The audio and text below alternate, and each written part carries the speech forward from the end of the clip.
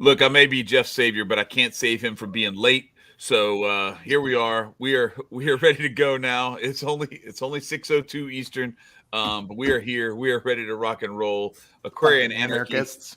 Aquarian Anarchy. Yeah, you can't tell me what to do. I'm not showing up on time. That's right. It's already acting like a full-on That's how much anarchist. That's how This far is- I'm leaning into this thing. All right. This is how it is. Aquarian Anarchy is ready to go. We got Jeff Charles in the building. Let's get it.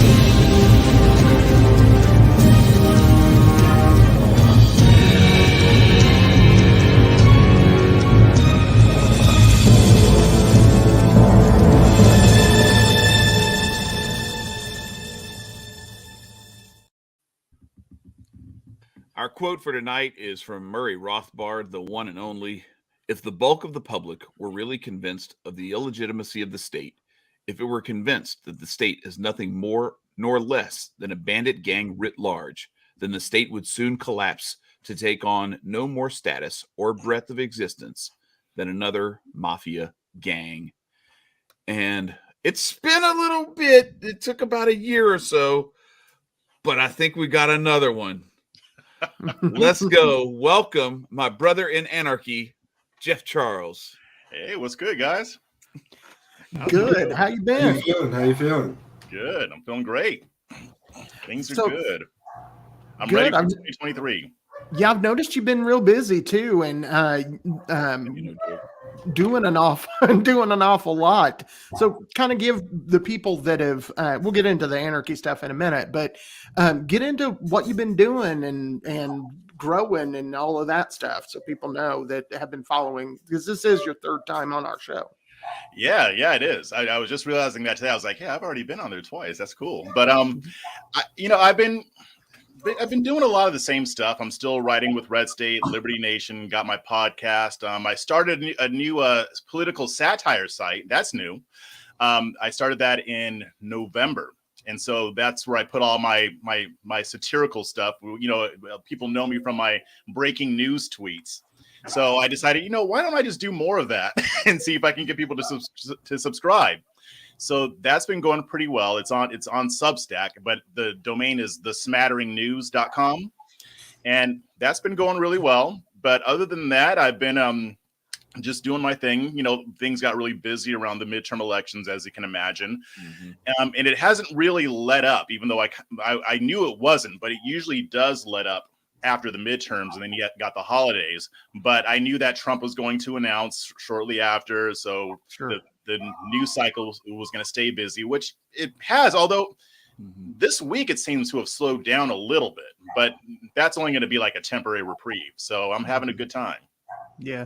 It's been, I agree with you. It's been interesting seeing the mechanisms of the state and frankly, some of the breakdowns of the mechanisms of the state, but we'll get into that in a little while.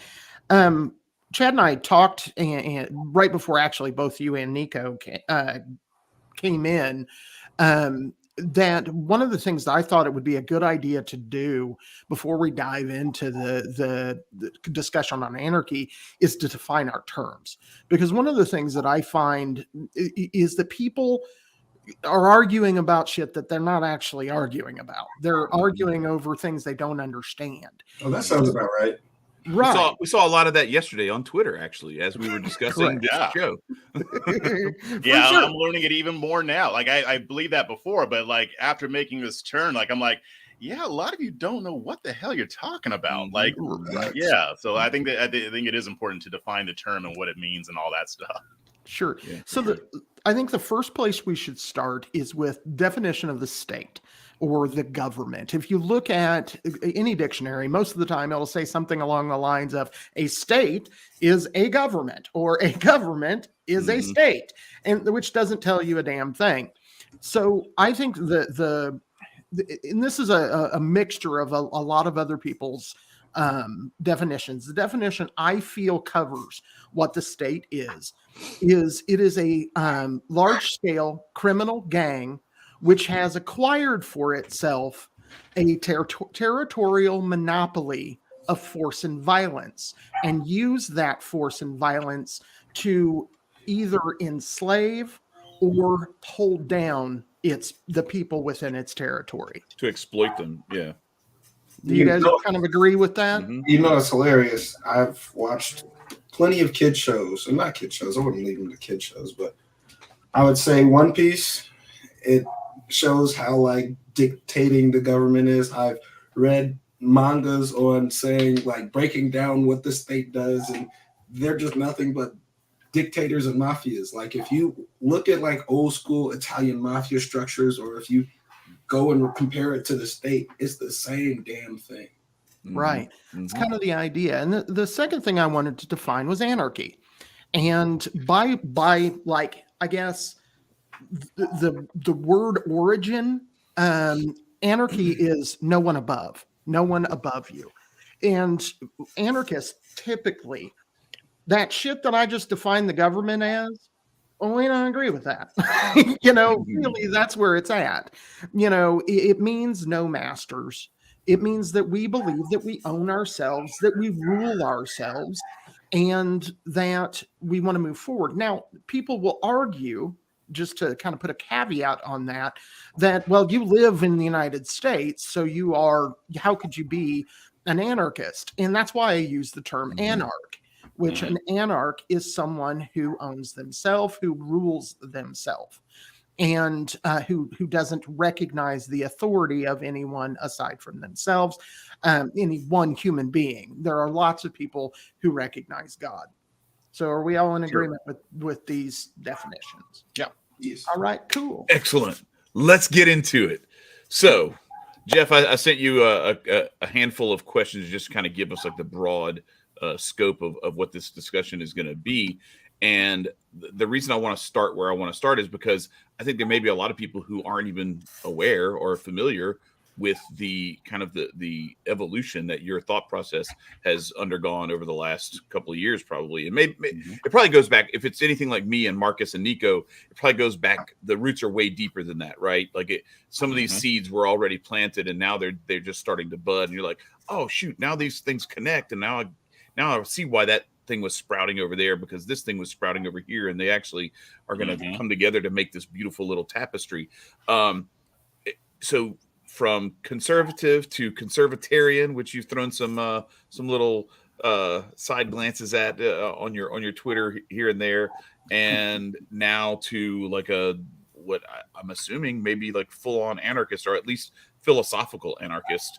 Because I think there are a lot of people, like Marcus was saying, there are a lot of people who interpret like the anarchist mean people who go through trash cans through Starbucks and the WTO windows, or try to bomb the G20 or something like that. And that's not necessarily that's not what we're talking about. What we're talking about is freeing ourselves and not I guess subjecting ourselves or not consenting to this apparatus that tries to exploit and manipulate us all. So how, when, why, in no particular order did this sort of evolution occur for you?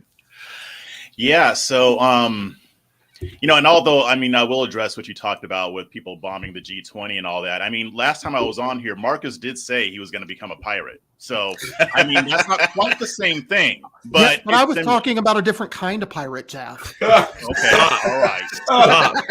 Oh my God. I'm just saying, when the shit hits the fan, Marx is going to be out there like, yo ho, a pirate life for me. No. For sure. Look at me. That's right. Yeah, your beard's longer from the last time. What you don't know is Marcus's left leg is wooden. Right. No, I don't. No, it's actually my penis. I went ahead and just I chopped my leg off. I just walk on my penis. It's all good. I knew it was going there. Yeah, I can relate. Anyway, so my political journey, I guess, has been I wouldn't say it's abnormal, because when I was first getting into politics, I was just Democrat by default, even though I knew I didn't agree with everything. That's just what I became when I started becoming more politically conscious. And back then, it was cool to hate George W. Bush because of the Iraq War, for good reason, and all that kind of stuff. I voted once for a Democrat, and that's it. After that, I never voted Democrat again, and that was for John Kerry in 2004. And I remember when the Democrats pretended to be anti-war. That was a fun time. Wasn't that great? Was a Yeah, good when they time. at least pretended. Yeah, that was wonderful. And so from there, I realized, just to make a long story short, that the values that I held weren't really liberal. I was pro-life, and I didn't believe in a lot of stuff that the Democrats said they believed in. But then I was like, I probably am more of a conservative. I would listen to a lot of talk radio, and the things that they would say, I'd be like, well, yeah, I already believe that. And then some things I didn't. There were things that I would argue with the radio on. But after a while, I realized, I have more in common with Republicans than I do with Democrats. So, I'll just go with that.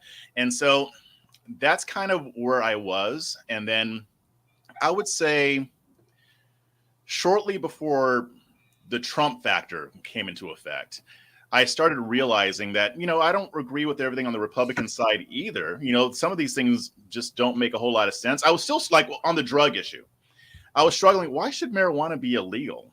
And I was like, there's no point to that. Like, there's no point at all. And then I was like, I still wasn't ready for other drugs, but that seed had actually been planted when I was like 19, 20 years old, because I worked at a coffee shop with a couple guys who were more libertarian types. And I remember just how shocked I was when this guy said, yeah, I think all drugs should be legal. I was like, what? You'll have druggies all over the place. What's wrong with you? And it's kind of a personal thing to me, because I've had family members who I've seen strung out on drugs, which is why I've never tried any hard drugs, because I don't want to go down that road. Not saying I would, but I just wasn't interested.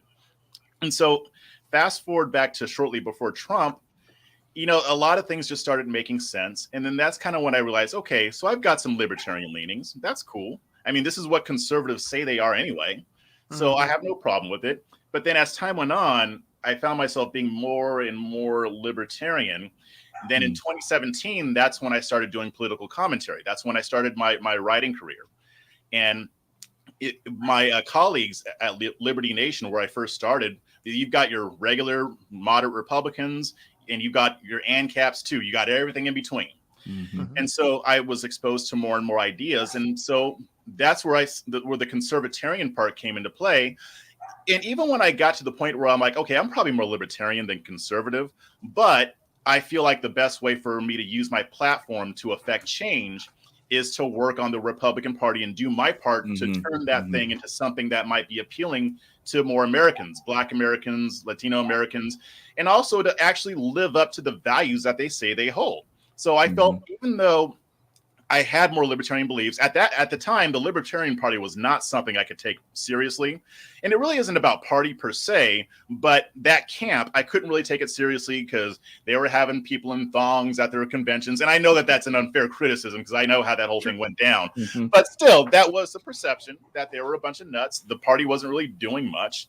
And, even back then I was saying, if things keep going this way in the Republican Party, if it doesn't want to change, and if the Libertarian Party were ever something that I could take seriously, I would probably jump ship. But I never in a million years thought that would happen.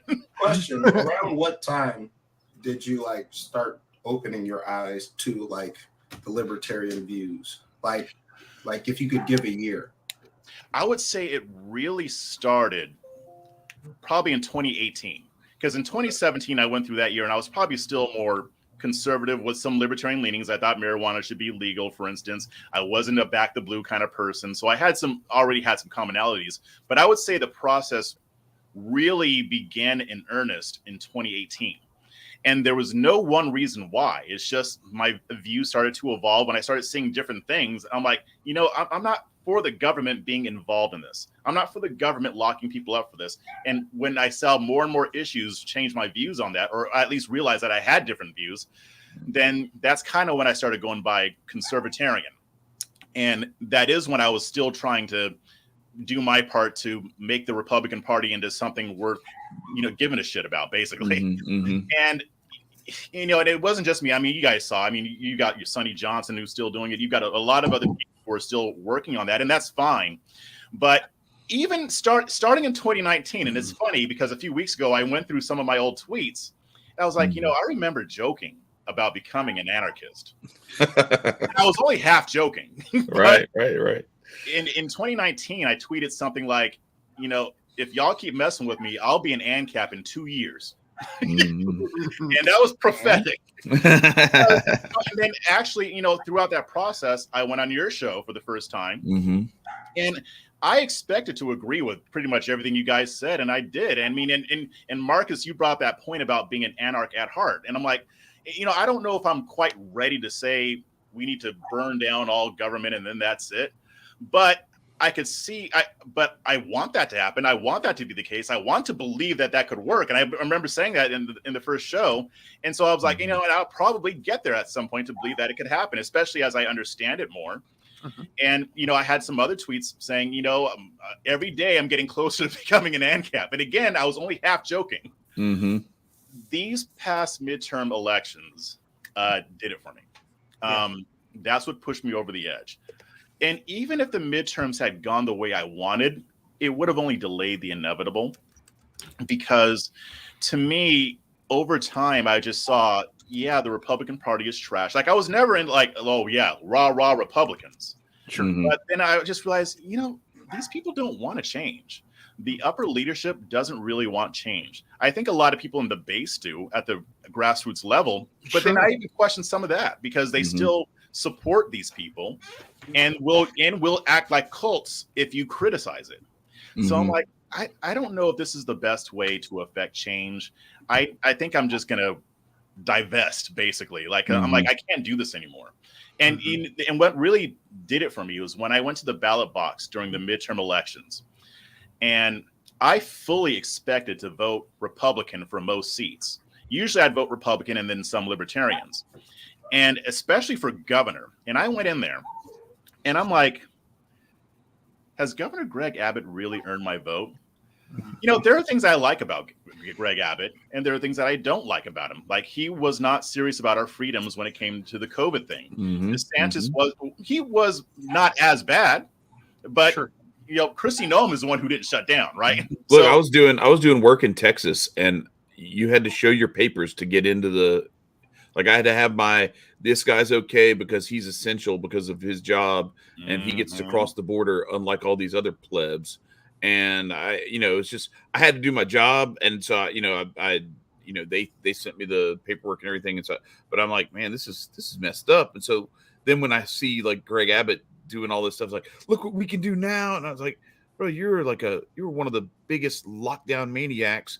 And the thing is, DeSantis was too in Florida. That's what people don't remember, is that he locked down Florida for a minute too. So anyway, continue.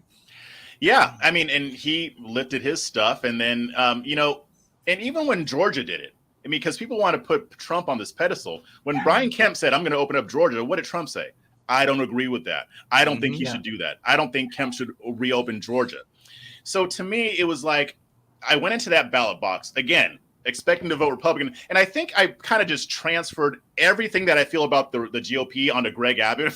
So it wasn't 100% fair. But at the same time, I wasn't going to vote for him. And I was like, I can't do this. In my mind, I'm like, I can't do this.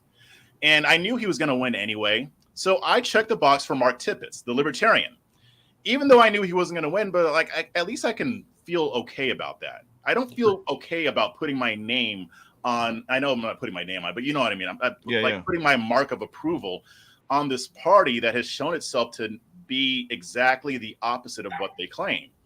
And I ended up doing that all the way down the ballot. I voted for a couple Republicans, but mostly I voted Libertarian. It was almost like my FU vote. And then I walked out and I had surprised myself, and I'm like, I think I'm done. I think I'm done. Like, this party doesn't want to change. It doesn't want to live up to what it says it is. It's a giant con job. And this whole thing about if you vote Libertarian, you're giving Democrats the victory. Okay, even if that's true, I don't care, because I don't win when I elect a Republican. I'm not winning. You're not winning. It's the same shit. Now, there's some individual Republicans at the local level. A friend of mine, his name is Ross. He's more libertarian than conservative, but he runs as a Republican. I can rock with that. I can rock with somebody who's liberty-minded. But it's not, to me, I can't support that party anymore. And I can't, and I have to, and I figured, I got to stop even looking at party. I'm going to look at the individual candidates. Then Donnie and I started doing these Liberty Spaces on Twitter, and Shout out to Donnie. Yes, shout out to Donnie. Yes, and so we started doing these spaces, and then we're seeing the response that we're getting. We're getting all these people coming in talking about liberty, not really talking about supporting Democrats or Republicans. Mm-hmm. We're bashing them both, you know. Mm-hmm. And it was never about, hey, let's just all sign on to the Libertarian Party. And I wasn't really even thinking about that as much when we first started, but it was only like maybe a week and a half in, and we've got people from the LP reaching out to us. We've got people from the Mises Caucus reaching out to us. We've had multiple phone calls. We had one with the Libertarian Party of Texas earlier today. Mm-hmm. We've connected with Spike Cohen, who I met at the Solutionary Summit in 2021, and so I'd already known him. But who did not wrap your arm in an ace bandage? I just want to remind everyone that's true. He is not the white savior you're looking for. I am. Yes, no, that is right. ChadLemoine is my personal white savior. Spike Cohen came on my show and single-handedly defeated white supremacy, but he can never be my personal white savior. Yeah, that was great. Right. Like the shaking of that fist. Like I've never seen anything more powerful than that. So, bro, look, I was literally shaking when I saw that. I was you couldn't even, could you? I was almost in tears. So I mean, that was a moment for the ages. For sure, I want to pause you for a moment and kiss your ass for a second. So pause. We're pausing, right? But okay. So, thank you, Nicco. After that pause, that wasn't me, by the way. That was Nicco who did that. I just want to let you know. It's all good. He's learning. It's good. Nicco, you're muted. What about now? Yeah, not now. I bet. So what I wanted to say was I'm very happy to see you moving in this direction. Obviously, I want anyone to believe in freedom and move towards believing in freedom and all of those things. But why in particular that I really like that you have made this journey is because you have a very powerful voice. And I'm not talking about the tenor of your voice. I'm talking about the way you talk.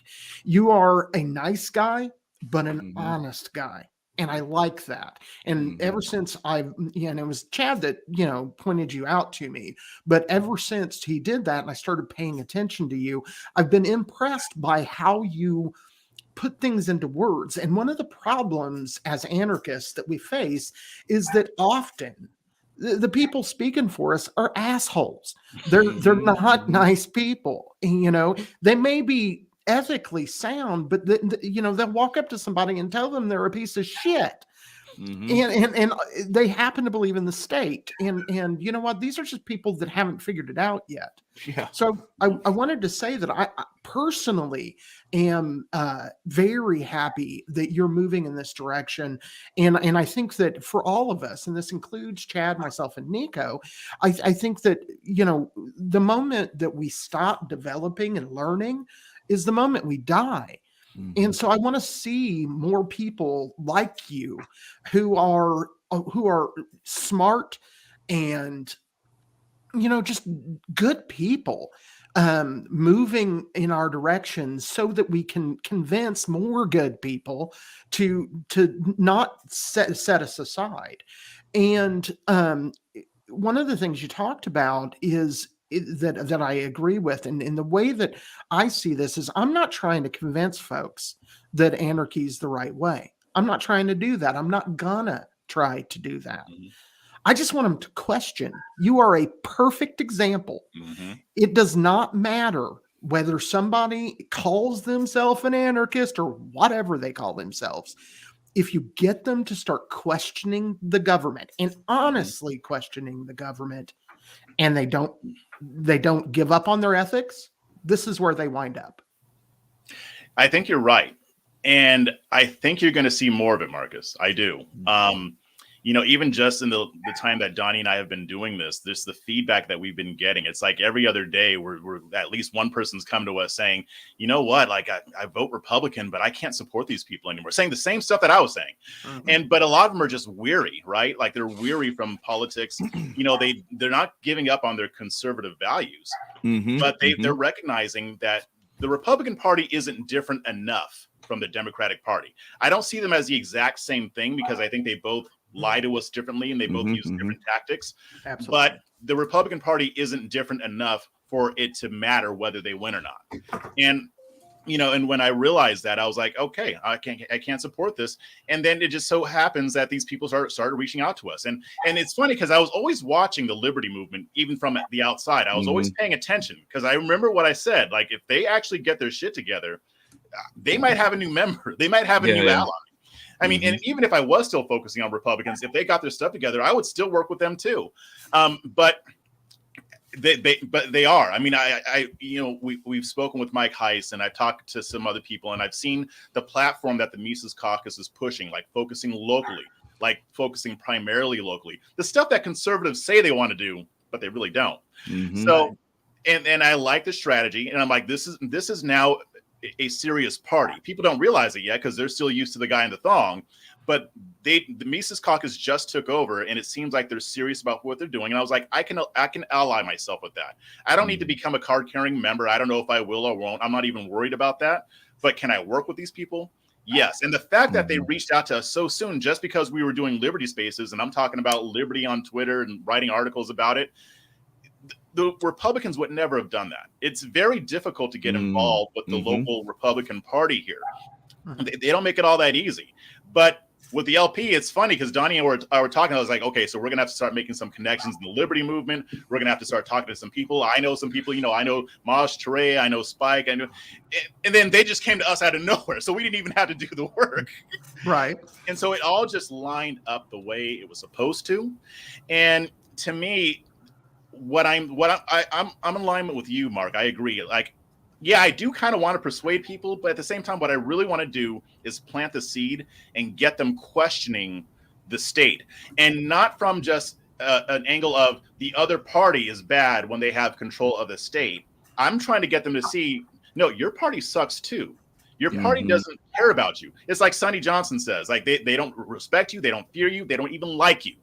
So the same thing of Democrats is true of Republicans, and all they're doing is upholding this system that has a monopoly on force and has no problem with using it to make you do what they want you to do. I think that we're going to see more people defecting.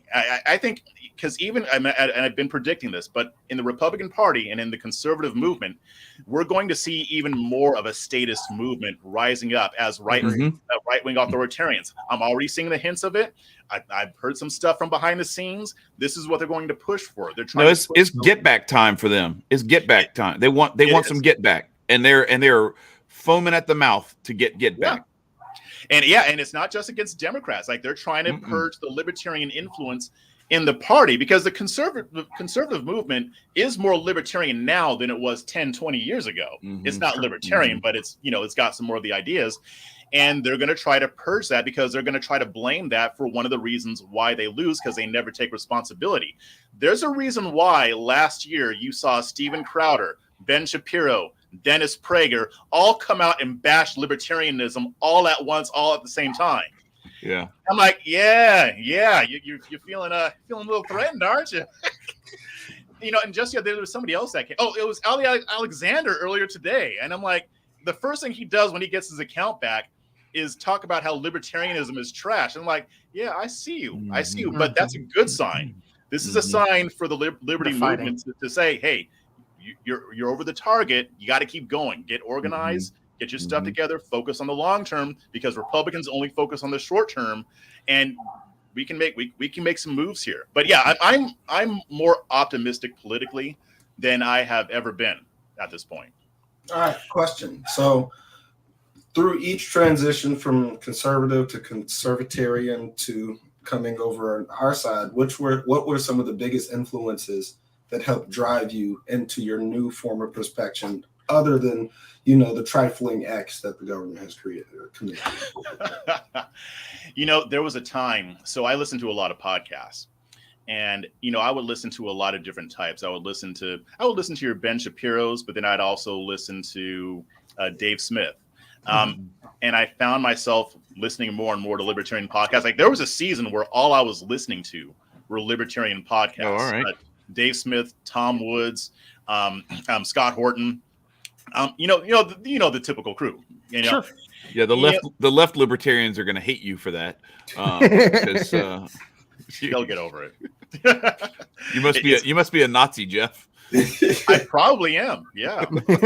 Right. White supremacist. And you know what? I'll probably just convert to Judaism so I can be a double Nazi. I'm black and Jewish. Oh, gosh.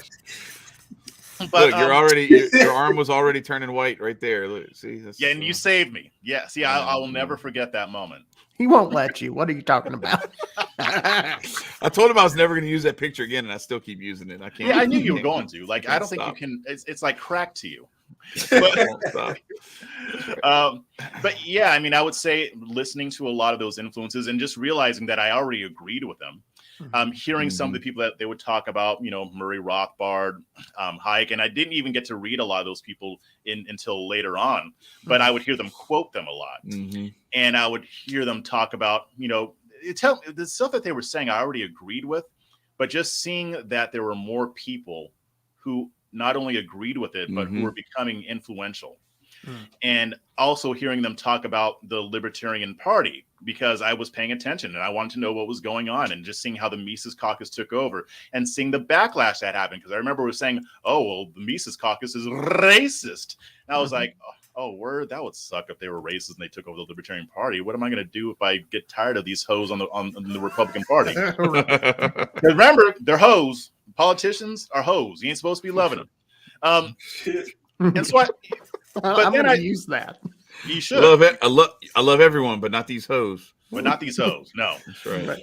And yeah, and the thing is, and, you know, I look at the people who were saying they were racist, so I was already like, okay, this is probably BS, but I'll look into it. And I looked into it. Sure enough, yeah, I'm not seeing it. You know, I look at it like any other party. I'm sure there are racists in the Libertarian Party. There are racists in the Democrat Party, Green Party, Republican Party, Constitution Party. I don't care what party is.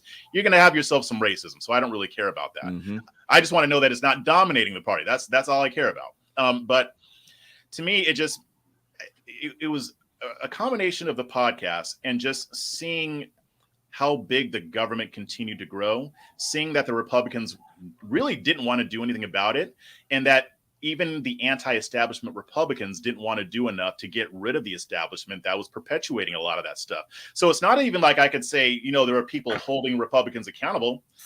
They're not. They're complaining about it, but not to the point to where they're going to do something about it. And then it was really when I realized this thing isn't going to change, at least not anytime soon.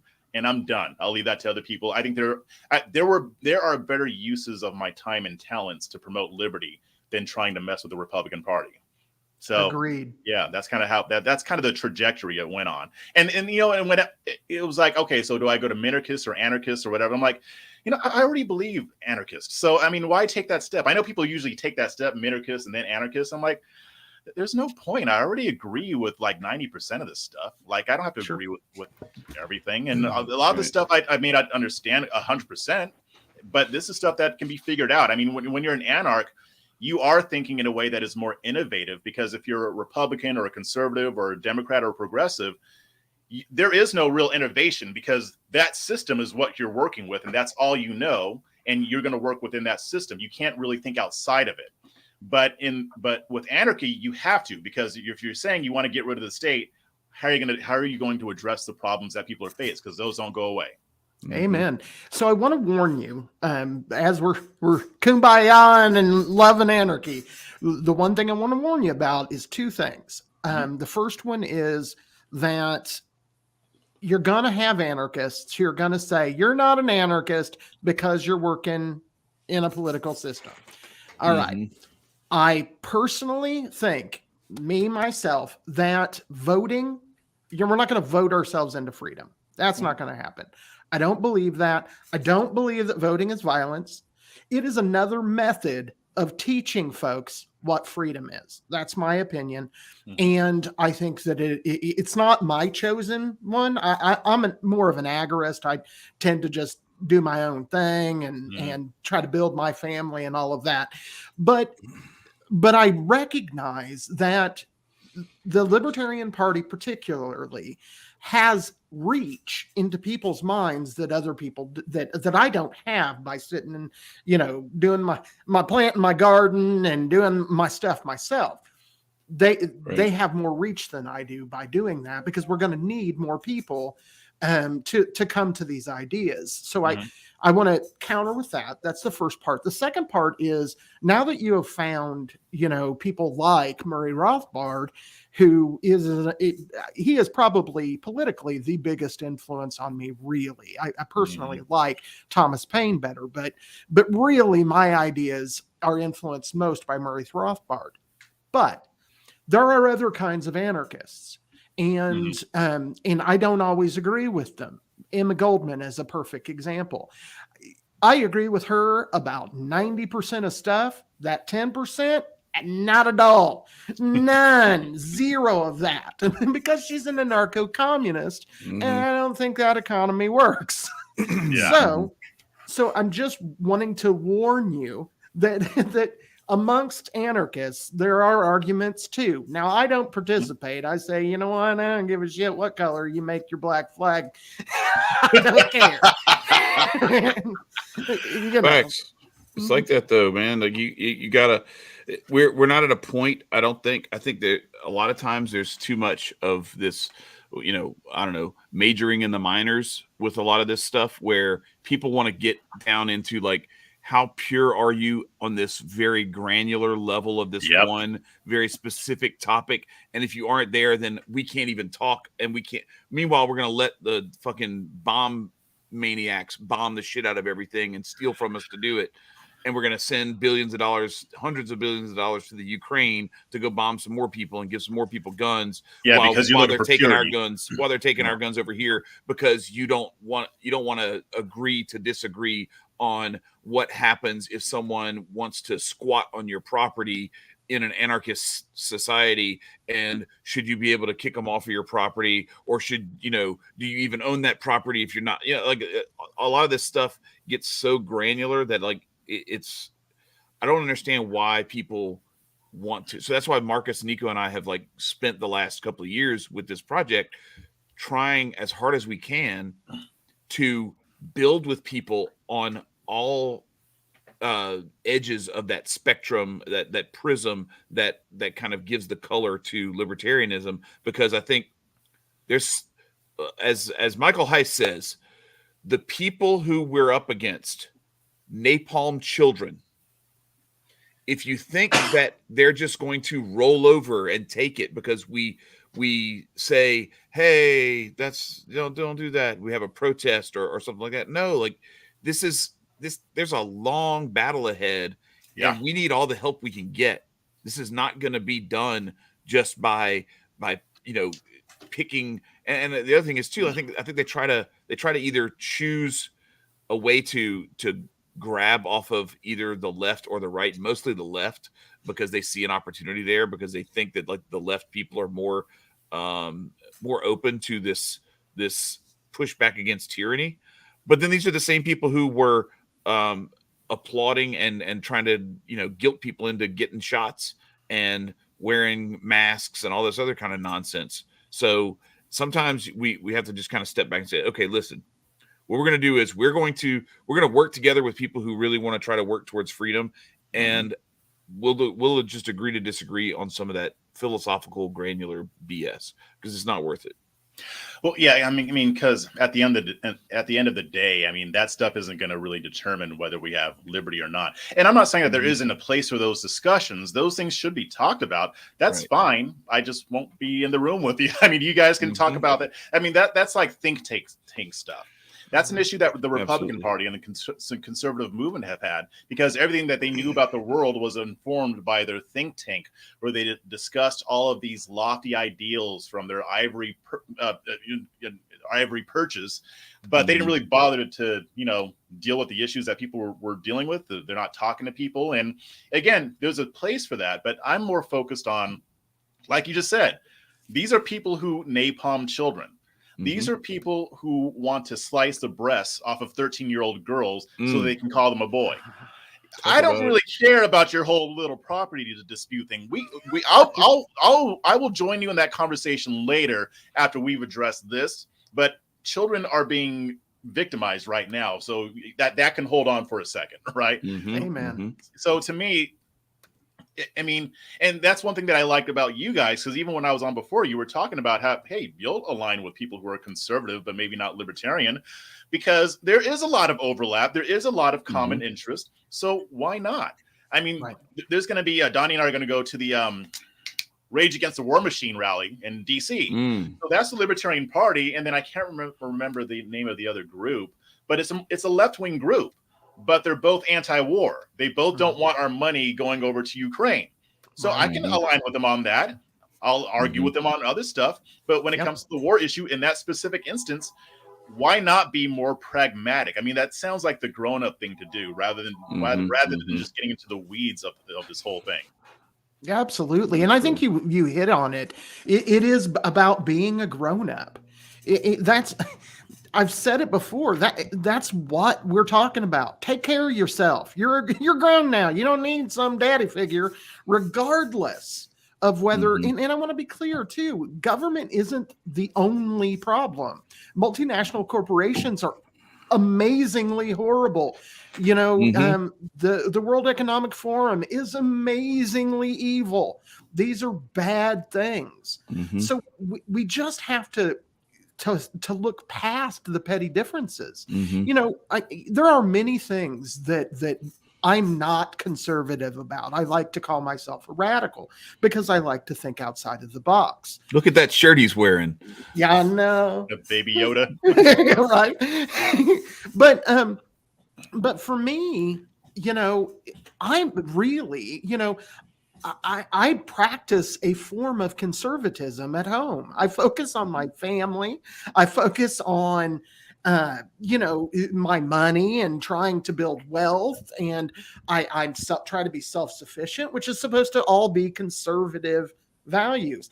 I believe in the right to life. Now, I wouldn't empower the government to make that happen. I think that we should use societal pressure as opposed to government force. But I don't think that a baby in a womb should be just killed willy-nilly.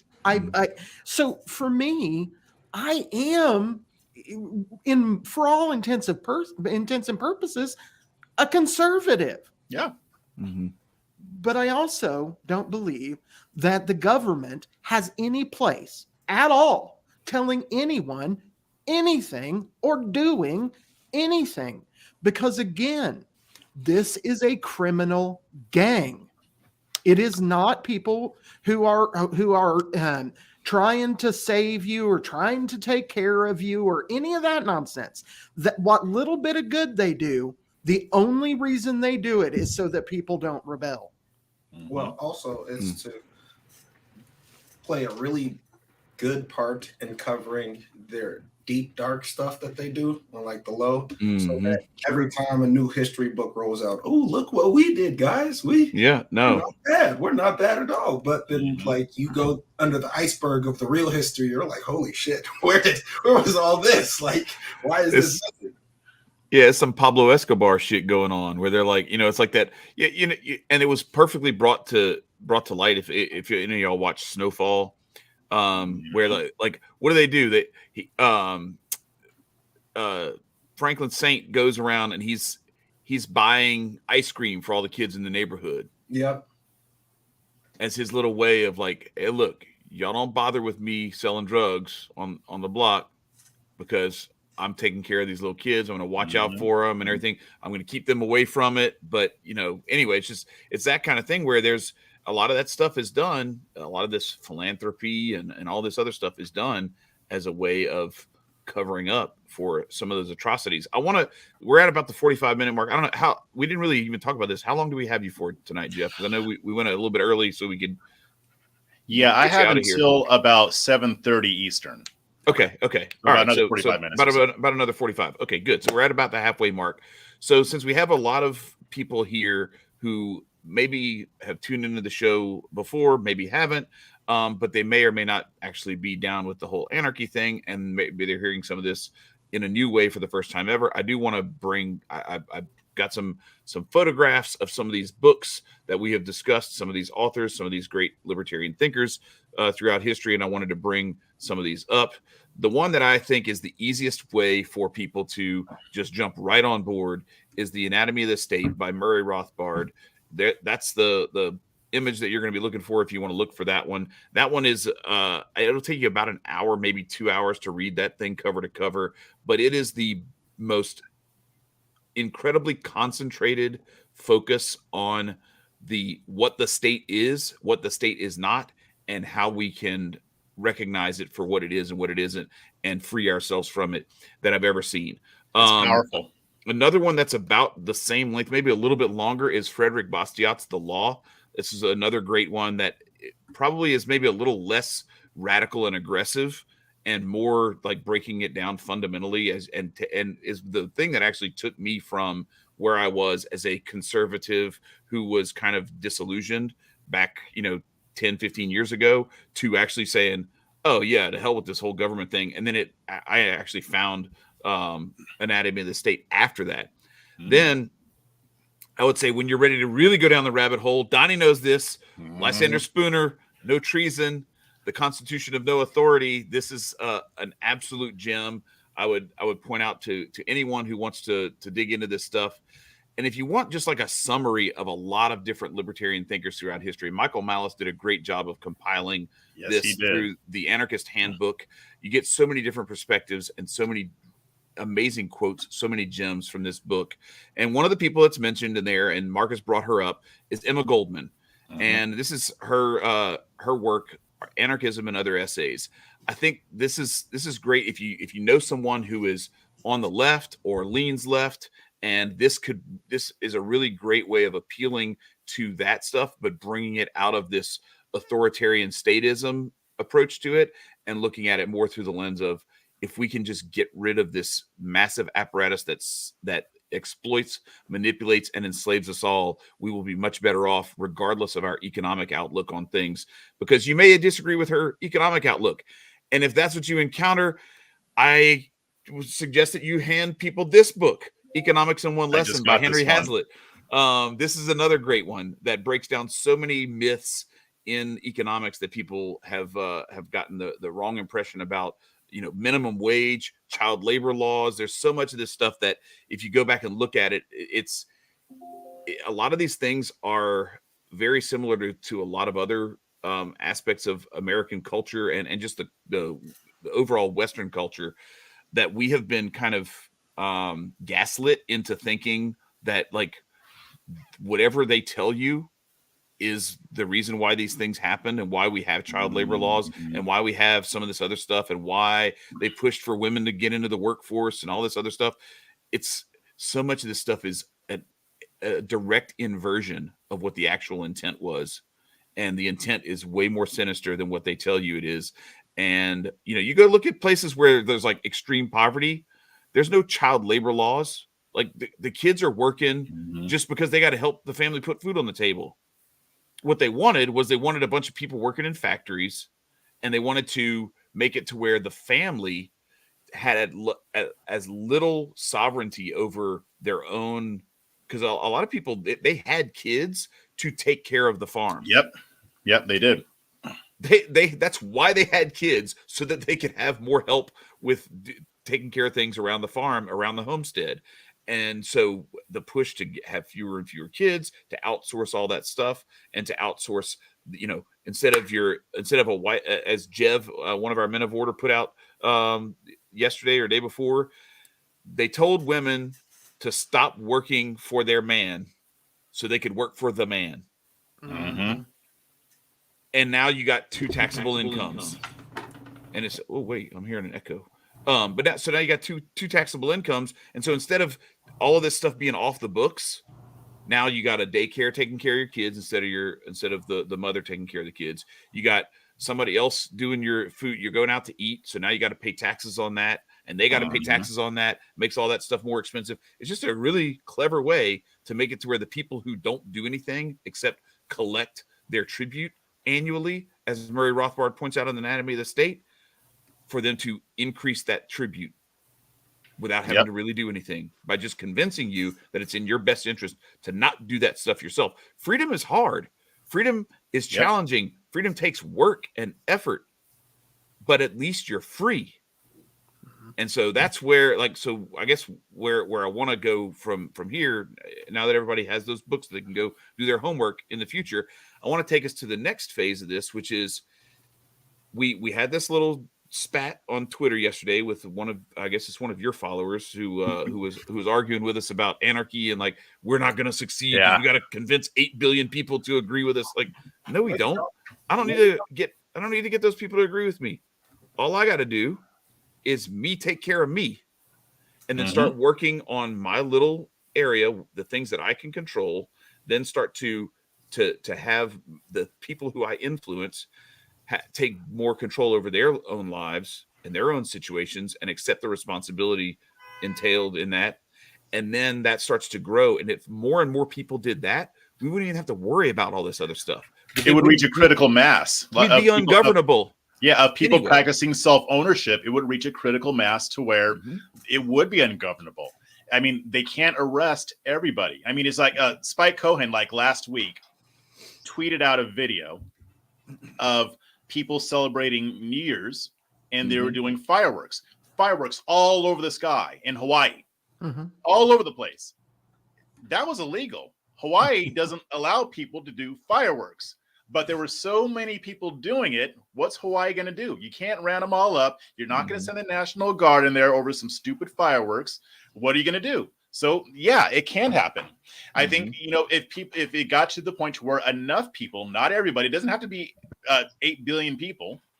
It could just be enough to where the government is not able to use its threat of force to force you to comply, to where it becomes more costly to the government to force you to comply. I mean, it's just, whether it happens or not in our lifetime, the closer we get to that, the more free we are. And we don't realize how brainwashed we've been. And I'm talking about 100% of the people born in this country under this system. If you went to public school, you were brainwashed, even to private school. Yeah, you're reading from the same books in private school as you are in public school. Exactly. And what do they do in school? I mean, the schooling in America, the modern form of it comes from the Austrian version, which they brought over here, and it was specifically designed to turn out nice little loyal compliant workers who worship the government. What do? You do the Pledge of Allegiance. I did that as a kid, hand over heart. You pledge allegiance to the American flag. You have you have the bell system. Go from Latin class to another one. The bell hits just like it happened in the factories. So it was designed to prime you to be a nice little worker. Factory worker. Yeah, exactly. You were just smart enough to run the equipment, but not smart enough to run the company. Yeah, or to even question the company, or to question the government that allows that company to exist. And the problem, and when I saw that exchange with Kyle, because I've had these conversations behind the scenes with some of my friends, because they see what I'm doing, they're like, "You're crazy." But the thing is, yes, it's like I said before. Well, yeah, I am crazy, but it's like I was saying before. We grew up as babies under this two-party system, under the federal government of the United States of America. We grew up learning about it. We grew up learning that there can only be these two parties, and that's it. Never, and if no ands, ifs, or but. The government is, it's flawed. It's got some issues, but overall, it's a force for good. We're not supposed to question that. We're not supposed to question that maybe statism is bad. Maybe our ideas aren't as radical as you think. Maybe you're the radical for continuing to support parties that do nothing for you except keep you compliant. Maybe the party that says that they're about freedom really isn't. These ideas don't really occur to them because they're like, oh no, there's at least some people who do. Well, not enough. And to me, it's, when you're making these moves, the fact that you even have to contend with that brainwashing that there can only be two parties, which is why there only are two parties, then you see what you're up against. Because even I catch myself responding to the brainwashing. That quote from Murray Rothbard at the beginning is 100% true, but people don't think about it like that. They think about the government as, this is necessary. You have to have a government. You have to have the federal government, and ours is the best. And it has to be run this way, or else you get anarchy, a ridiculous, stylized version of anarchy that they made up to scare us away from being anarchists. They think it's the purge. It's the purge. And I want to say too, and I want you to comment on this. So you were talking about the two-party system, and you said something about this earlier, and I wanted to kind of bring those two things together. Is you hear this all the time, and it doesn't matter who it is. The Democrats blame libertarians for letting Republicans win, and the Republicans blame the libertarians for letting Democrats win. And I want to flip the script on them. No, fool, it's y'all's fault that the libertarians aren't winning. Because the people who are fucking everybody over are the people y'all keep voting for. I'm voting for the people who don't want to fuck us over, if I vote at all. Okay? And you and your little hero who you think is your hero is not entitled to my vote. So the fact that I didn't vote for them and I voted for, whether it was Spike Cohen and Joe Jorgensen a couple of years ago, I actually voted, no offense, Spike and Joe. Yeah, I would have voted for Spike. I voted for Kanye West. But I would have, if it would have been Spike at the top of that ticket, I would have voted for Spike. But anyway, when I did that, it wasn't that I took a vote away from Trump. I was never going to vote for Trump. So you can't tell me I took a vote away from him. How did I do that? Am I magic? Did I make somebody else vote for him? But you're hitting on the head though. He's not entitled to your vote. Nobody's entitled to your vote unless you decide they are. So to me, when people say that, it pisses me off, because they might have a point if the Republicans were who you actually say they are. Then I'm like, okay, they may be flawed, but they're not that bad. But no, that's not true. Just because the Republican wins doesn't mean you win. You still lose. Nicco, you were going to say? Oh, no, I was just saying Chad's vote was in, like, what is that thing called? He dropped an anvil in somebody's house and it blew up and automatically killed people who were going to vote for Trump. So that was a vote that took away from them. My bad. Yeah, that was no, but when we do vote for people like that, we technically are voting for anvils and bombs to be dropped on other people's cribs, though. So for sure. And, we all face, I think that most of us, now I will make an argument that you don't have, I like that Chad put the books up. I don't think that you have to have read a bunch of stuff to be an anarchist. But, a perfect example of that is my friend Matt. We call him Hotel Jesus. He is, because he's a manager at a maintenance guy at a hotel. So we call him, and he likes Hotel Jesus. So we call him Hotel Jesus because it's hilarious. But because he looks like Jesus. But anyhow, He really does. Yeah. So, but he doesn't read a bunch of shit. He doesn't care about all that. He just is like, people shouldn't, tell other people what they can and can't do, But I think that most of the time he's kind of an outlier. Anarchists tend to be deep thinkers. And the problem that we're, I think, facing with a lot of these people, and I think your friend Kyle may be well-meaning. I think his name was Kyle. What may be well-meaning. His name is Kyle, 99.99% correct. And yeah. I think we found all of that 0.01%. Right, for sure. But the problem is we tend to think and sometimes overthink things. Yeah. And the average person is trying to avoid thinking. And they're trying to not get into that thing, and so I think that often we need to also, I think that it's important to aim at those people's brains and give the books and do those kinds of things. But we need to simplify this. It really isn't that complicated. Criminals shouldn't be in charge of society, and they are. It is that simple.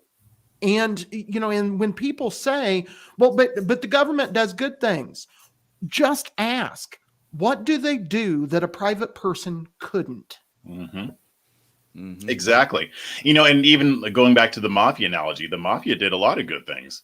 That doesn't mean that they were right. I mean, people will go to the mafia before their government, but I guess at least they were choosing that. But, my thing is, like, I think you're right about that, Marcus. People want to avoid thinking, but they also want to avoid cognitive dissonance. And the idea that the way we do our government might not be the best way, that's going to cause some cognitive dissonance, because that's going to cause you to reassess a lot of these assumptions. Like friends, I was going back and forth with one of my really good friends, and he had sent me an article or a tweet by somebody going against war or being anti-war. And we talked about 9/11 and terrorism and, radical Islamic terrorism, all that stuff. And he was saying, why not pull all of our troops back? Yeah, that's what the tweet said, is that we need to pull out all of our troops back. And he's saying, we want to avoid another 9/11. And so I was just asking, why do you think that having our troops in all of these places is preventing more terrorist attacks? We have had radical Islamic terrorist attacks since 9/11 with our troops abroad. Matter of fact, it might incentivize even more terrorist attacks. I was going to say, how many did we have? How many did we have before we had troops everywhere? Exactly. So he was saying, no, it wasn't because we had troops in Israel or that we're aligned with Israel. It's because they have a religious hatred of us, which there's truth to that, because they do say that. But that's not the only reason. And I don't even think that's the main reason. I think there are a lot of other reasons that are just as strong as that one.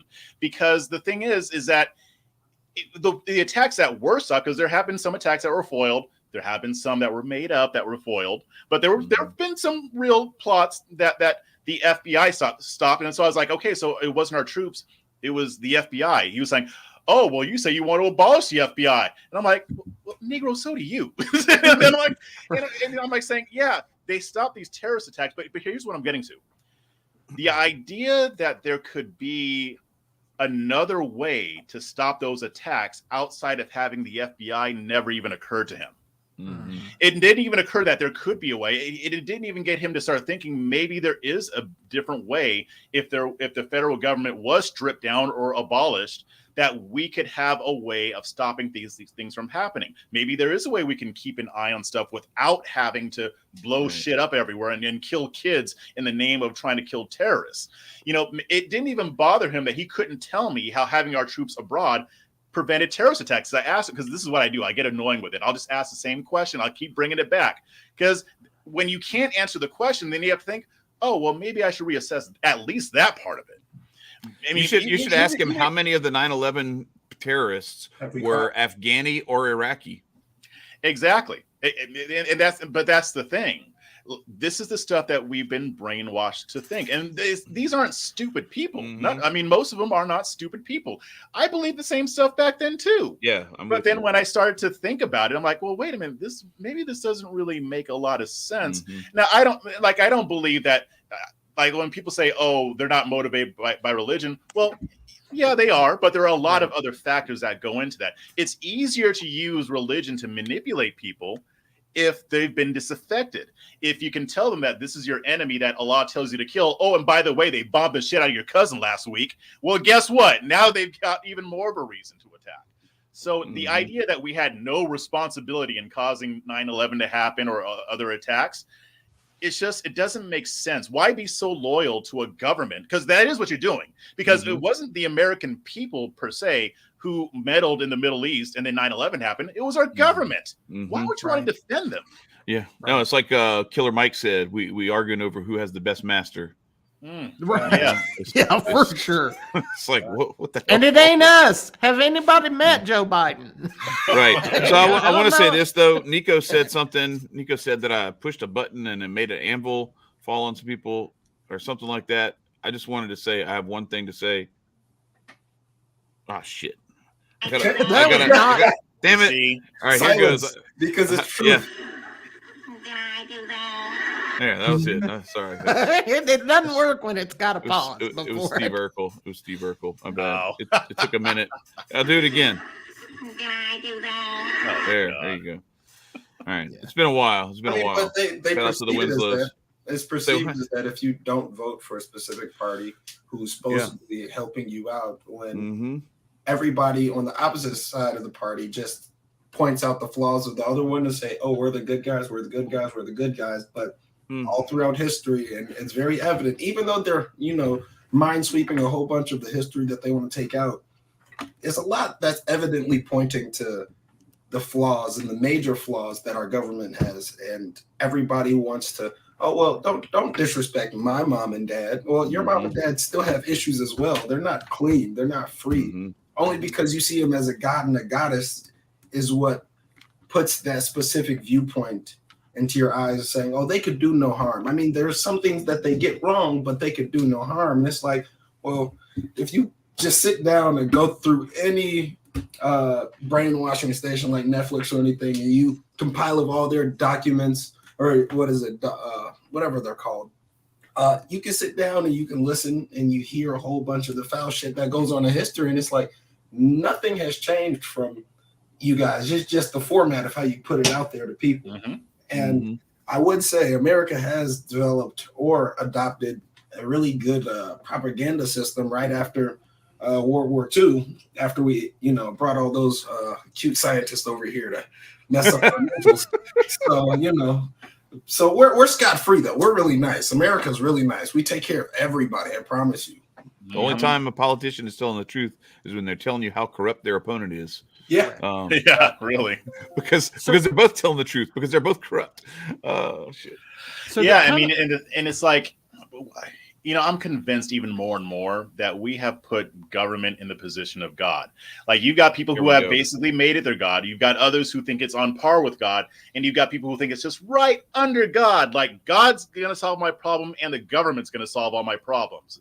And to me, I mean, this is why we defend it so vigorously. This is why it's so hard for us to think outside of that. Like, we think if the government doesn't do it, how's it going to get done? How are the roads going to get built? Or even what I was going back to before, how are we going to stop people who want to kill us from killing us? They think, here's what I'm just going to, and you already know this, but I'm just going to say it anyway. These people think that folks like you and I think that we're going to live in some utopia where everybody just lives in peace and there's going to be no problems at all. Ain't nobody saying that. Nobody's saying that this is going to eliminate all the problems. It's not going to say that everything is just going to be 100% better. What we're saying is that we're going to be more free, and being more free allows us to better address those problems rather than relying on men with badges and guns to enforce our will on others for things that have nothing to do with violating people's rights. And to me, it's like, there is, I can guarantee you, I may not be smart enough to invent this agency or organization that would protect us from bad people without the FBI, but you're going to tell me that's the best we can do? You're going to tell me that the Federal Bureau of Investigation is the best that we can do? No. No. People more brilliant than I can think of another solution. So let's tap into that, because I think Marcus was going here already anyway. And then you just were like, hey, I know how to segue to the next question because I already got the questions. So faith and freedom. You talked about people replacing God with government. Is it possible for an anarchist to believe in God, to believe in Christ, or to believe in, whatever other, religion or faith construct that someone may believe in? And is it possible to believe in God and to not be an anarchist? It's a two-part question, but like, how? First, let's go to that first one, because that's the one that's a big hurdle for everybody. They're like, well, yeah, but you can't like let people do stuff because that might go against my faith. I mean, I guess it depends on what faith you're practicing. If you're practicing Christianity, then yeah, it is very much compatible. Donnie and I did a space on this, not last week, but the week before. Is Christianity and we use the word libertarianism compatible, but it's the same thing applies for anarchism. I have written 3 articles on this so far. I've been doing like a series on Red State about it in their VIP section, because anarchy and Christianity are very much compatible. Anarchy believes that you shouldn't be able to use government force, violence against people who are not violating your rights or somebody else's rights or their property rights, or people who aren't aggressing, or people who aren't defrauding people or stealing property. Other than that, the government doesn't need to be used. Now, this doesn't mean that we approve of every action outside of that. I don't approve of prostitution. I don't approve of getting addicted to drugs. You know, if people want to do drugs, that's fine, but I don't want them to abuse drugs because I can see how that ruins people's lives because I care about them.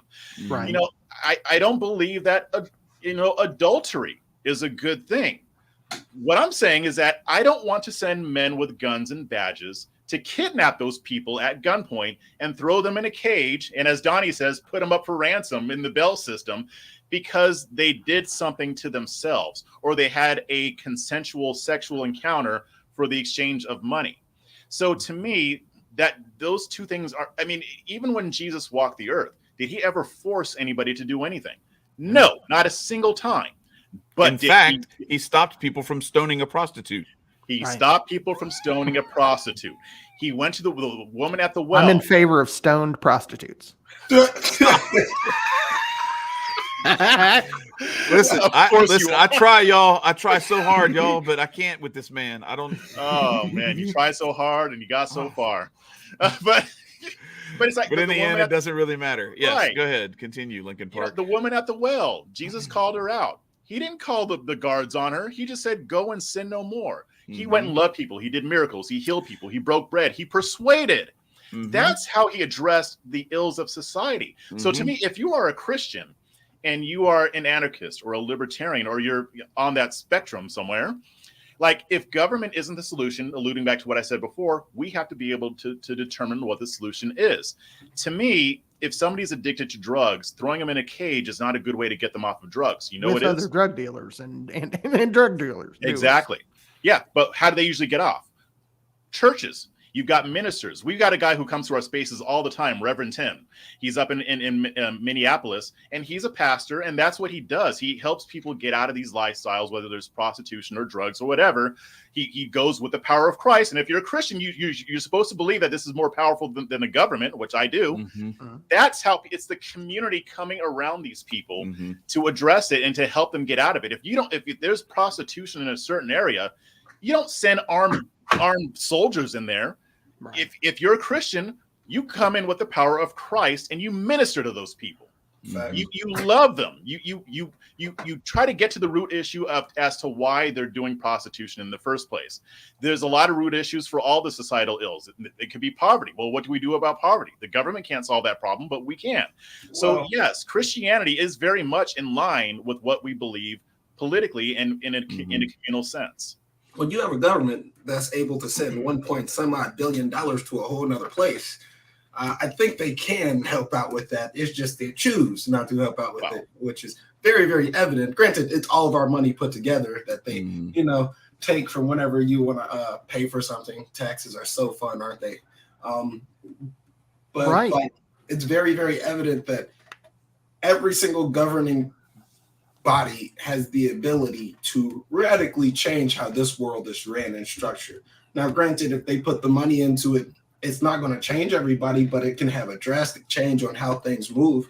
Mother Nature is a very, very beautiful entity as it all, but we still have lions beheading other lions, So there's a necessity to how things go. It's just, what are you going to put that time and effort into? Yeah, I mean, Tupac covered this. He said they have money for war, but they can't feed the poor.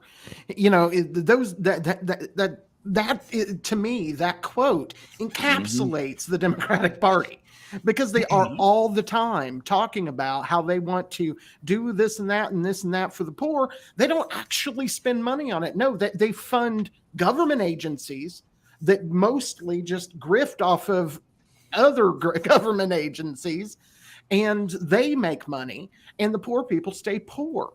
They do a lot. They do a lot for the poor in other countries, though. They feed them bombs and all sorts of other stuff. For sure. Unless they're in Ukraine, then you're getting billions of dollars, and they make sure that it doesn't end. Is any of that $1 billion being even used on the people? No, it's just weapons. Although weapons and FTX transactions. I did write a satirical report, though, about Tariq Nasheed gathering a group of black people to move to Ukraine to identify as Ukrainian so that they can finally get reparations from the federal government. I think that might have a better chance of working. But that's not even satire, though, man. That's real. Yeah, our government, Spike was even talking about it in our spaces last night. Our government has so many assets that it refuses to use to actually help people. So the stuff that they say you should be paying taxes for, they're not even doing it. And they're not going to, because their goal is to have power over you and to enrich themselves. That's all they want. Nothing more, nothing less. Sure. So I want to bring that prostitution thing with Mary Magdalene back to the forefront, because it's a very key distinction that I want people to see with how Christ encountered that situation, how he engaged with it, and then look at how the left and the right, and even libertarianism, certain parts of it, especially like the left libertarian. So on the one hand, you have the authoritarian side of things that would want her to be stoned to death because that's the law and rule of law, submit and obey, all that kind of stuff. Back the blue. That was what was going on there. Okay. Right. That's that side of that. And I want you to see how Christ engaged with the people who were saying those things. He told them to put down their stones, and unless, basically said, whichever one of you is perfect, you get to hand out the beatings. You get to issue judgment if you have no sin yourself. Then on the other side of that, he did not say, you go back to hoeing. Hoeing is great. Keep it going. No, he said, go forth and sin no more. So in that one little instance, you have the perfect synthesis of this whole conversation where we aren't going to stone people to death. And like I can't remember what the quote is, Marcus, that you brought up, but it's like, you cannot, your laws cannot make me a moral man. You can't make me a virtuous man. There's no virtue if I'm doing it under the threat of force. If the only reason I'm not hoeing is because I'm worried I'm going to get stoned to death, I'm not virtuous. I'm just afraid of getting stoned to death. Yeah. That's all.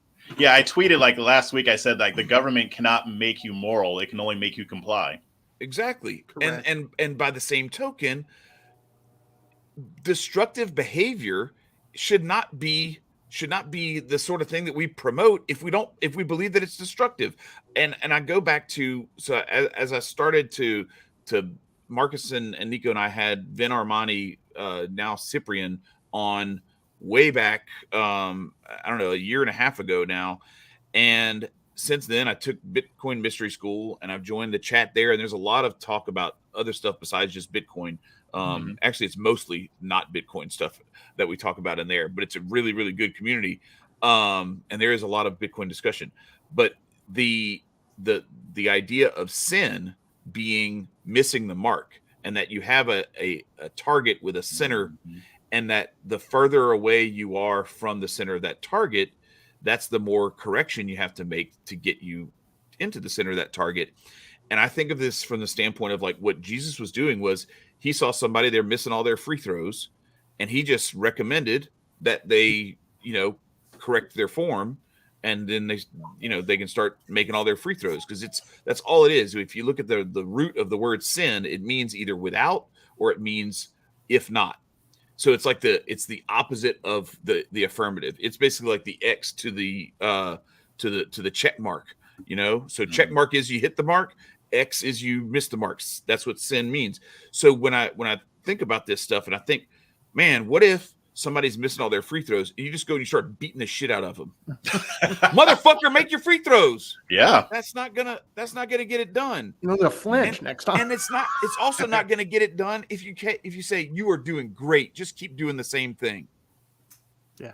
At some point, with someone who actually cares about you, they're going to offer loving correction that helps you to show you what the best way to make those free throws. Or if you're trying to dial your sights in on your rifle, they're going to show you how to sight the rifle in properly. They're going to teach you about Kentucky windage and all the things that you need to know about how to deal with drag, deal with gravity and all those things. And if you ignore all that stuff, the wages of sin is death. You aren't going to hit the deer. You aren't going to eat. Or you can sight the rifle in right, and now you get to eat. The wages of hitting the mark is life. You get to eat venison. Yeah. Yes, that's right. No, Marcus, it's Real quick, yeah. I want to go ahead and I think the quote that Chad was talking about, and tell me if I'm wrong, Chad, was Plato, and he said, "Good people do not need laws to tell them to act responsibly, while bad people will find ways around the laws." That's not it, but it's close. That's good enough. Mhm. It's something like "You will not make me a moral man," by I don't know, but anyway. I think it's Voltaire, but I can't remember. I can never find it. So I'll try. I think I know which one you're talking about, Yeah. but I'll misquote it, and it'll take me forever to find it. yeah, they do, Dust. You're right. They do, but I don't charge my sons to teach them. And they win free throw shooting competitions. So that's a good thing.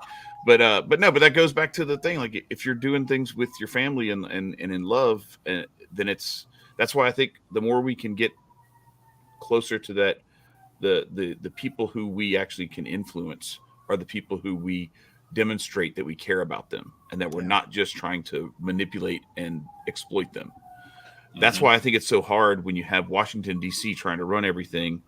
It's hard for people not to think that they're being manipulated and exploited. And that's why it's easy to fall for the propaganda that it's that party's fault that you're being manipulated and exploited, or it's that party's fault that you're being manipulated and exploited, when it's both of them. Police coming after Yeah. us. Oh yeah, that's definitely Nicco. like oh no, my bad. Let me. But it's fine. I know where you are, so it's. Well, I was about to say though. I mean, isn't that kind of brilliant though the way they do that?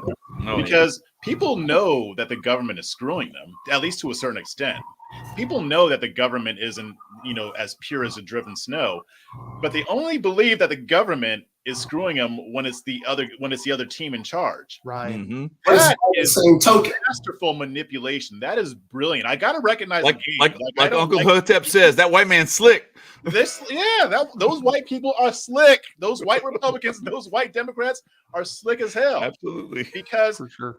that's why I always say when people realize that the party they support isn't different enough from the other party, that's when they actually will start waking up. And the more people do that, the better off we'll be, because now they realize that the government is screwing them, not the Democratic Party, not the Republican Party. It's the government, and both of these parties control it. Mm-hmm. Amen. So I do want to touch briefly on, we received a comment, and we don't have a whole lot of time, so I don't want to focus down on it, but I did mention on our Odyssey channel that we would kind of address this. And we basically got some of this we've already dealt with. We got a comment. The person, I just to kind of give a small background, I did a lone, idea of freedom that I put into the thing back a few months ago when I was unemployed. Most people didn't know that I was unemployed, but I was, and I was searching for a job, and it was rough. I was having some struggles, and I was having a lot of faith. And to be blunt, Chad is one of the many people, aside from my family, obviously, that kind of kept me afloat. But I had a moment where I was appreciative of the people in my life that were there for me and loved me. And my dad used to sing this song called "Why Me Lord." It's by Chris Christopherson, and I covered that. And this was the comment that someone had said, because I'm not a Christian. Yeah, and if somebody wants to zoom in on that, they can. But they basically, I'm not a Christian, but I believe very, deeply in God. And one of the things that I've kind of taken to is that I'm not a Christian because I don't believe in Christian dogma. I don't believe all that stuff. I don't believe in all of the things. And I've had lots of strange experiences that lead me to believe that that there is more than Christianity that can get you to God. And some of those are personal experiences. Some of those are other things. Long story short, I still like Jesus. And my brother-in-law, Aaron's dad, actually, and this is going to sound simple to most people, but it was kind of profound for me at the time. I'm not a Christian, but boy, I do follow Jesus. That dude's cool, and I'm going to follow him all the way to the end because he's cool. He got a mad follower count, though. Right, he does, man. That dude's got some shit. He's on Twitter. He's got it. but yeah, I follow him. I don't buy the dogma, but I like Jesus, and I would like to be more like Jesus, but I'm not a Christian. And he was asking questions like, how can anarchy be how can you be a Christian and an anarchist? We've already kind of covered that. I just wanted to take a moment to say I appreciate, and this is Yoke on Odyssey. I appreciate his prayers. Keep praying, and because I'll take every damn prayer I can because I believe it works, because I have faith. And so if you can't be a Christian and an anarchist, apparently there's a whole bunch of people that are just followers of Jesus. So and I will point out that Jesus never said the word Christian. So yeah, the word Christian wasn't used until later. I think they used to call it like the way, like on the Mandalorian, this is the way. They used to call it the way back then, and then later the word Christian. It says it in the Bible. No, that's not true. That's not true. Jesus handed every apostle at the Last Supper a red King James Version Bible with their name, with their initials and their full name embossed on it in gold, and it said, "You are now a Christian. Congratulations," on the Bible. Right. It's facts, man. I mean, I know in the Bible it does say where they were first called Christians. I can't remember when it was, but yeah, I mean, the bottom line to me, the way I always took it is like, are you following Jesus? What do you believe about Jesus? That's what everything hinges on. A lot of the other stuff is religion and people. I mean, these are things that I believe it was in Matthew where Paul talks about disputable matters. It's the foundational truth. What is your heart saying about Jesus? That's what matters. Everything else comes from under that. Kind of like what we were talking about earlier. People want to get off into the weeds with these property laws and this and that when the threat is there. That's what's important right now. So we can deal with this stuff later. But I mean, that's kind of what I compare it to. Agreed. So we can move on from that. And if somebody wants to read the exact comment, again, it's on our Odyssey channel in the Why Me, and Chad put it up, and they can pause it and read it if they want. I would largely just say to the man again, thank you. I appreciate it, and keep praying for me, because I think I'll be all right. Because I kind of believe, like voodoo people believe, that God's a good guy, will work it out. And I think there, there's some things that he said there too that were true, like about, you don't get saved by being a good person. And I think that's one of the things where it's like, well, it's always a thing with like, Protestants. And I mean, I'm Catholic, but I'm kind of, it's a long story. You're a Chad. But I'm moving towards something else. Old school Orthodox Christianity is calling, and I think you should check out the Ethiopian church. I'm hearing it. So anyway, with all that being said, there's this faith versus works thing, and I think it's not an either or, it's a both and. I think that I go back to, I think it's in James chapter 2 or whatever. It's faith without works is dead, or maybe it's Peter. I don't remember. I think it's James. No, it's James. Anyway, you got it right. Yeah. So it's very, I think that what we are called to do is enter into a relationship. And when you're in a relationship with someone, I've been married for 25 years. If I tell my wife every day I love her, and then I'm going behind her back and I'm cheating on her and I'm doing all kind of other stuff and I'm lying to her and everything else, me just saying that over and over again is the same to me as people who are like, oh, I'm saved. And then they're just doing all kind of, like, I had a dude who lived across the street from me, tried to steal money from me, tried to rip me off. I was like, well, he lives across the street from me. I know where he lives, so I'll let him do my roof. They came, dropped off shingles. Then the shingles disappeared, and they were like, he tried to get me to buy more shingles. I'm like, man, I don't know what you want me to do, but like, I didn't tell you to put them there. I didn't put them there. And the fact that they disappeared while I was at work don't have a thing to do with me. Anyway, there's a whole bunch of stuff there. There's some other things that he tried to do where he tried to rip me off. Ended up, taking me for about $1,000 when it was all said and done, because I didn't get some of the money back that I was supposed to get back out of the thing or whatever, which is way less than what it could have been, because at least my insurance took care of it. But anyway, my point is, all the dude talked about the whole time we were negotiating this roof was he had to go to Bible study on Wednesday, so he wasn't going to be able to be there. And, you know, he had to go to church on Sunday because, you know, he wasn't going to be able to be there for this, and all this stuff about how, you know, God is great. And all, you know, it was like, so that's what I'm saying. Like, a lot of times people say stuff, but they do something completely different. So maybe you can't be saved just by being a good person, but and we're all sinners, right? You know, so like it's not like you have to, you know, have some perfection test. But I think what we are called to do is to enter into a relationship, and that it's our willingness to continue to be in that relationship that is what it just becomes a relationship. It's not about being saved or not being saved. It's about, do we accept forgiveness and the love of God, or do we reject it? And if we accept it, then we necessarily don't want to let that down.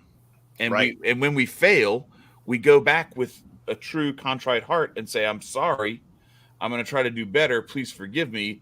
And I accept your forgiveness. And it's a cycle that we keep going through over and over again as human beings. But it's the fact that we're in that posture that is what's important. So, Jeff, from here, I want you to kind of, because we're trying to respect your time, and I want you to kind of encapsulate the final two things. One, where do you see where we're going? And then also talk about what you got coming up, your speaking engagements, what you're doing. Spaces and all that stuff, because I know y'all be doing that all the time. Yeah, I mean, you know, overall, I think where we're going is to a good place. And, but I mean, in Chad, you and I were talking about this a couple weeks ago. You know, I don't like putting it this way, but it's true. I think it's going to get worse before it gets better. But I do think it's going to get better. And unfortunately, what I've been seeing is that a lot of this stuff just isn't hurting enough yet. You know, people are fine under statism as long as it's not rattling their cage. But, you know, and I hate to put it this way, but the more pain that these two parties inflict on the public, the more libertarian and anarchists you're going to get, as long as we're doing our part to kind of get more people into the movement. I mean, because you're right, Chad. I mean, a lot of libertarians are very abrasive. A lot of them don't have soft skills. They don't know how to talk to people. They're off in their ivory towers, and I get it. I mean, because you need that. You need the intellectual. But you can be intellectual and still know how to talk to people. I think it is, you know, libertarians have the exact same problem that conservatives do when it comes to reaching people. They both are horrible salesmen. They need better salespeople. They need better evangelists. And conservatives don't really care because they think that they've got the amount of power that they need. The Republican Party is the other party. So, you know, like, for instance, like, they don't see the need in trying to reach out to black voters. But the difference that I noticed at least with the Libertarian Party, is that they're hungry. And of course they are. They're the third largest party, and they're still way behind.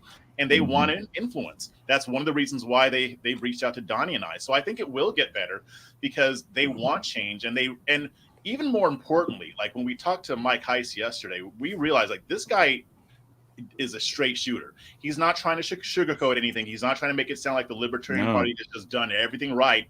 If anything, he's more critical of it than he is complimentary. Absolutely. No, that's what I love about him, is that he's been so, like, honest.